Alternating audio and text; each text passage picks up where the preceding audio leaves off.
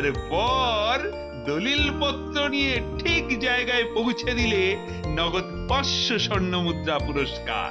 আর মহারাজ কৃষ্ণচন্দ্র তখন রাস্তায় বসে বসে ভেরেন্না বাজাবেন। না, এবার এবার খোঁড়া শুরু করি।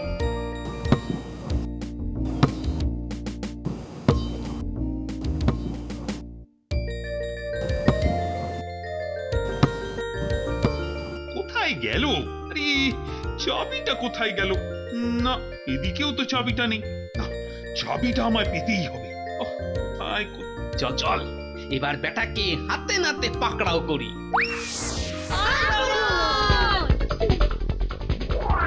ওরে বাবা, এ কি কি কি কি কি রে? ওরে বাবা রে, মেরে ফেললো রে, মেরে ফেললো। ও ও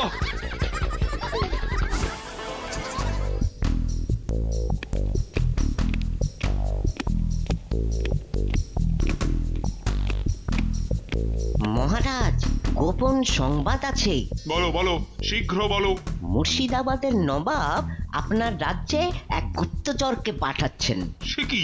হ্যাঁ মহারাজ, সে খুব তাড়াতাড়ি এসে পড়বে। আর আরো একটা খবর আপনাকে বলার আছে মহারাজ। আবার কি? সেটা আমি আপনার কানে কানে বলি মহারাজ।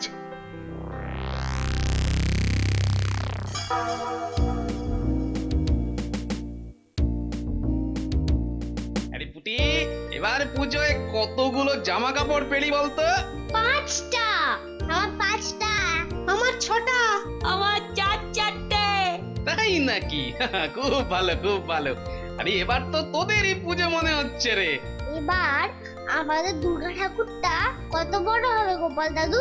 মহারাজ এবার সদর থেকে বায়না করে মস্ত বড় ঠাকুর আনাবেন বলেছেন। হ্যাঁ, এবার পুজোয় তোরা খুব মজা করে নে। হ্যাঁ শোনো, এই তুমি তুমি এদিকে একবারটি এসো তো। ভালো, ডাকলে কেন? সামনে পুজো, সবার মনে কত আনন্দ, কিন্তু আমার মনে বড় দুঃখ গো। সে কি কথা? কেন কেন কেন তোমার মনে আবার দুঃখ কিসের? এই তো সেদিন 3টে শাড়ি দিলাম তোমাকে। শাড়িতে কি আর আনন্দ হয় গো? স্ত্রীর আনন্দ তো স্বামীর যত্নে। ও বাবা, এই দেখো আমি আবার তোমার কি অযত্ন করলাম? করনি? তবে যে পুকুর ঘাটে ভোলা ময়রার বউ আমায় বলল তুমি আমায় ভালোবাসো না, তাই তাই তাই আমায় সব কথা বলো না। এই দেখো গিন্নি, আমার ঘাড়ে কটা মাথা আছে, হ্যাঁ, যে আমি তোমায় সব কথা বলবো না? আরে যা জানি সবই তো বলি তোমায়। তাহলে বলো তো, বলো তো, বলো। মহারাজ কৃষ্ণচন্দ্রের সিন্ধুকে চাবি কোথায় থাকে? হ্যাঁ, এ আবার কি প্রশ্ন গিন্নি? হ্যাঁ, তুমি তো মহারাজের কাছের লোক, তুমি নিশ্চয়ই জানো। তুমি যদি সত্যি আমায় ভালোবাসো তাহলে বলো আমাকে। বিশ্বাস করো গিন্নি, আমি সত্যিই জানি না মহারাজের সিন্ধুকের চাবিটা ঠিক কোথায় থাকে। সত্যি বলছো? সত্যি বলছো তুমি জানো না? এই এই ভালো করে ভেবে দেখো না গো। আরে দূর, ভুলভাল বকার সময় পেলে না। এই, যাও যাও যাও যাও, ঘরে যাও দেখি, ঘরে যাও। ঠিক আছে, তাহলে আর কি করা যাবে, আমি যাই। সামনে পুজো, এই সময় আবার গিন্নির মাথায় কেঁড়া পোকা ভর করলো নাকি? না, নে নে নে, অনেক বেলা হয়ে গেল। এবার তোরা বাড়ি গিয়ে চান খাওয়া সেরে বিশ্রাম কর। আমার পেটেও কে যেন একটা খোঁচা দিচ্ছে। ওই গো গিন্নি, গামছাটা দাও দেখি, চানটা সেরে আসি। গিন্নি, ও গিন্নি, গেল কোথায়? এই তো ঘরে ঢুকলো। গিন্নি, আরে কোথায় গেলে গো? ভোর দুপুরে এত চেঁচাচ্ছ কেন? আরে তুমি বাইরে থেকে ভেতরে আসছো যে? আরে তুমি তো ঘরেই ছিলে। বলো যা, তোমার কি মাথাটাও খারাপ হয়ে গেছে গো? ঘরে থাকলে কি আমার চলবে? এই এই এই এই এতগুলো জামা কাপড় কেচে এই সবে পুকুর ঘাট থেকে ফিরলাম। এই দেখো, এই সবে ফিরলে? তবে যে একটু আগে ওই উঠোনে আমার সঙ্গে কথা বললে।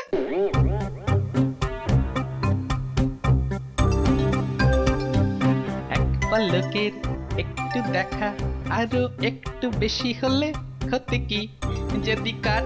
আরে ও মন্ত্রী মশাই, আরে আপনার পেছনে কি কোনোভাবে আগুন টাগুন লেগে গেল নাকি? আগুন? দোষ কেন বলো তো গোপাল? না মানে ভাই, এমনি সময় তো আপনার ওই চলতে ফিরতে 18 মাসে বছর হয়, আর আজ দেখছি পায়ে খুর লাগিয়ে একেবারে ছুটে চলেছেন, এই বললাম আর কি। ছুটছি কি আর সাথে? রাজামশাই জরুরি তলব করেছেন। তোমার সঙ্গে এখন বাজে বকে সময় কাটানোর মতো সময় আমার নেই, চললাম। রে অবাক কাণ্ড, ভর দুপুরে মন্ত্রীর জরুরি তলব। যাকে উনি সবাই যান, আমি বরং পুকুরের দিকেই যাই। এক পলকে একটু দেখা, আরো একটু বেশি হলে ক্ষতি কি, যদি কাটে।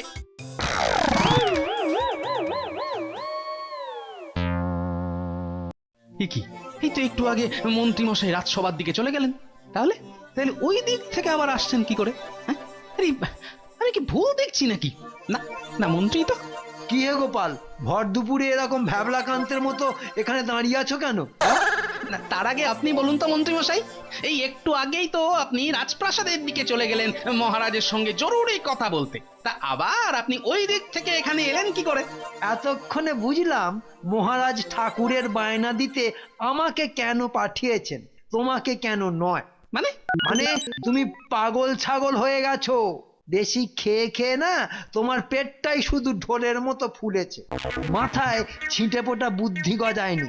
শোনো গোপাল, আমি গেছিলাম সেই সদরে দুর্গা ঠাকুরের বায়না দিতে, আর এই সবে ফিরছি।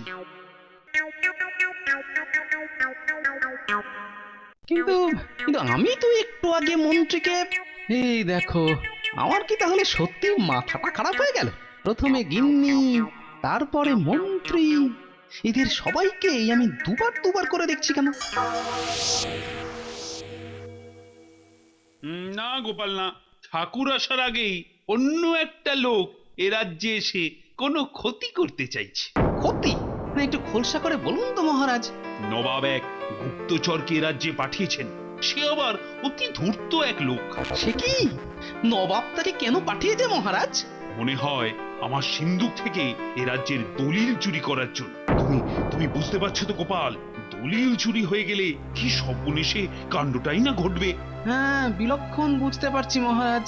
শুধু তাই নয় গোপাল, এই গুপ্তচর নাকি যে কোনো সময় যে কোনো লোকের ছদ্মবেশ ধারণ করে সবাইকে বোকাও বানিয়ে দিতে পারে। ছদ্মবেশ? আরে কি ভাবছো গোপাল? না, ভাবছি যে মহারাজ, এ রাজ্যে আবার কোনো নতুন রোগ এসে উপস্থিত হলো কিনা। মহারাজ, মহারাজ, রানীমা আপনারে এক্ষুনি একবার ডেকে পাঠিয়েছেন, বলছেন খুব জরুরি দরকার। আচ্ছা আচ্ছা, চলো চলো, তোমরা বসো, আমি এক্ষুনি আসছি।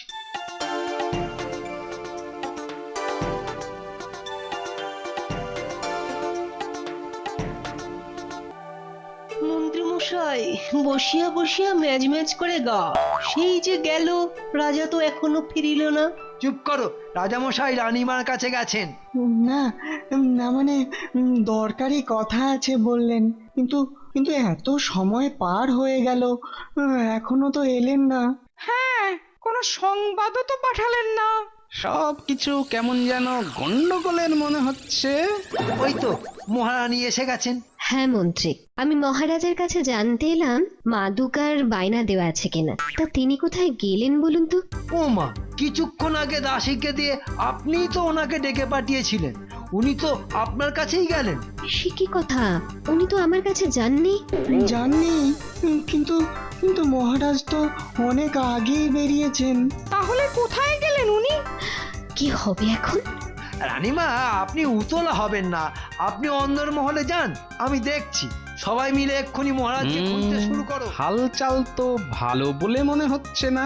না, আমি আগে গিয়ে সিন্দুকটা সামলাই। তুমি আমার ওদিকে চললে কোথায়? সিন্দুক পাহারা দিতে হবে মন্ত্রী মশাই। হয়েছে মাথা ব্যথা, আর তুমি দিচ্ছ পেট খারাপের ওষুধ। রাজাকে না খুঁজে তুমি যাচ্ছ সিন্ধুকের কাছে। সেটাই তো এখন বেশি দরকার মন্ত্রী মশাই। এ কি, তোমরা সবাই উঠে হুড়োহুড়ি করছো কেন? মহারাজ, আপনি ফিরে এসেছেন। উফ, বাঁচলাম। আমরা ভেবেছিলাম আপনি হারিয়েই গেছেন। হ্যাঁ মহারাজ, তাই আমরা বড়ই উতলা হয়ে পড়েছিলাম। আরে আমি তো গেছিলাম বাগানে রানীকে খুঁজতে, কিন্তু খুঁজেই পেলাম না, তাই আবার ফিরে এলাম। ওহ, আচ্ছা গোপাল, তুমি ওই সিন্দুক নিয়ে কি একটা বলছিলে, শুনতে পেলাম, বলো। হ্যাঁ বলছিলাম যে মহারাজ ওই আমার বাড়ির সিন্দুকটার উপর অনেক ধুলো পড়েছে মহারাজ। পুজোর আগে পরিষ্কার করতে হবে।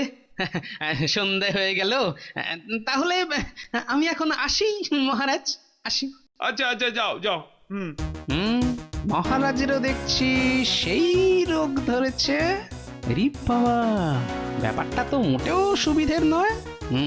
কিছু একটা গন্ডগোল নিশ্চয় আছে, ব্যাপারটা দেখতে হচ্ছে। শোন, এবার একটা মজা হবে। তোরা এই ঝোপের মধ্যে লুকিয়ে থাক, তাহলেই সেটা দেখতে পাবি। কি মজা গোপাল দাদু? আরে সবুরে মেওয়া ফলে, একটু সবুর কর, নিজের চোখেই দেখতে পাবি। তোরা এখানেই থাক, আমি একটু ঘুরে আসি।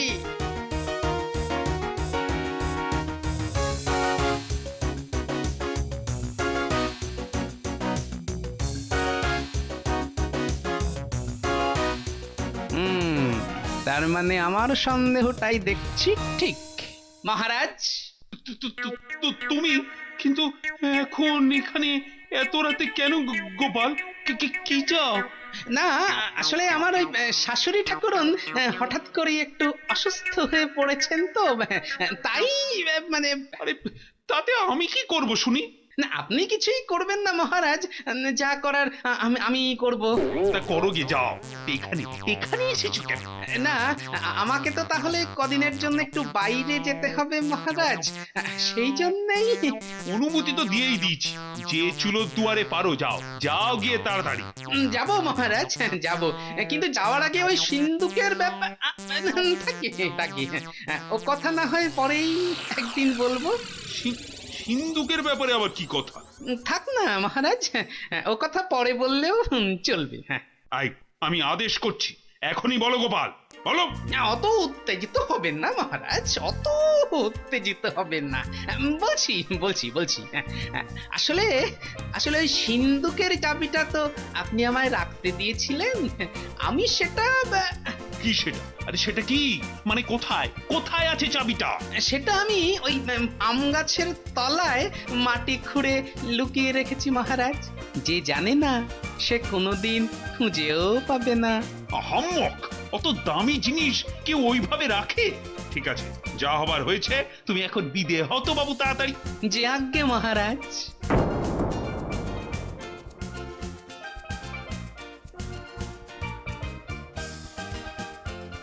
চুপ করে দেখ, এইবার কেমন খেলা শুরু হয়।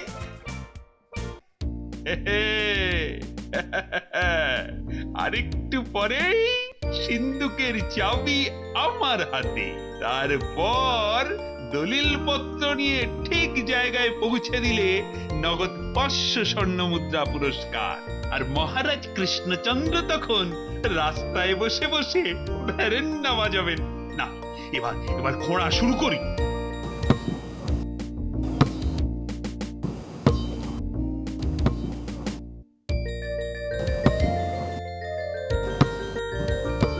কোথায় গেল? আরে চাবিটা কোথায় গেল? না, এদিকেও তো চাবিটা নেই। না, চাবিটা আমায় পেতেই হবে। চল, এবার বেটাকে হাতে নাতে পাকড়াও করি।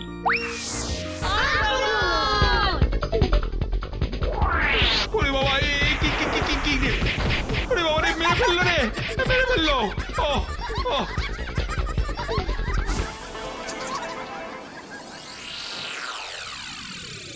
কি ব্যাপার, প্রহরী দিয়ে ডাকতে পাঠিয়েছো কেন? হ্যাঁ, কি গোপাল, তুমি মহারাজকে এভাবে বেঁধে রেখেছো? ওরে বাবা, বিদ্রোহ! গোপাল বিদ্রোহ করেছে। বিদ্রোহ, চারিদিকে বিদ্রোহ আজ। ও বাবা, কি করেছো গোপাল? ওরে, এ আমার কি হলো রে? গোপাল যে রাজা হয়ে গেল। সেপাই তাড়াতাড়ি এসো, বিদ্রোহ হয়েছে, যুদ্ধ করতে হবে, বিদ্রোহ। থামুন তো আপনারা, এই দেখুন। এই, এটা কে? ও মা, এ তো নকল। বাবা, সয় না আমার এত ধকল। হ্যাঁ, এবার বল বেটা, আমাদের মহারাজকে কোথায় লুকিয়ে রেখেছিস? না মানে ইয়ে আর কি, ইয়ে দেখাচ্ছি তোর ইয়ে। এই নেবলা, এই পুটি গুলডে টেপা ধরতো বেটাকে আবার চ্যাংদোলা করি। না বলছি ওই ওই বাগানের মধ্যে মহারাজকে বেঁধে রেখেছি। সে কি সেনাপতি, যাও এক্ষুনি মহারাজকে বাগান থেকে নিয়ে এসো। এইবারে বুঝলেন তো আসল ঘটনাটা কি? সে তো আমি আগেই বুঝেছিলাম যে নিশ্চয়ই কিছু একটা গন্ডগোল আছে। সেটা বুঝবেননি?